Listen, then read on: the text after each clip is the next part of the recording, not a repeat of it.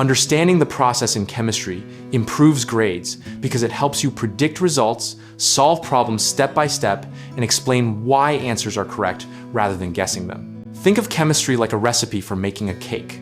If you know why you mix certain ingredients in a certain order, you can follow the steps and fix problems when they go wrong. Processes in chemistry, such as balancing reactions, understanding how molecules interact, or following lab procedures, give you a clear path from start to finish, so you are not just memorizing facts. When you can explain each step, teachers can see your reasoning and award points, even if the final number is slightly off. Practicing the steps until they feel natural makes tests and labs less scary because you can work through a problem instead of panicking.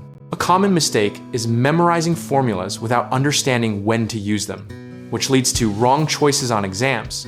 So focus on the logic behind each formula to know when it applies.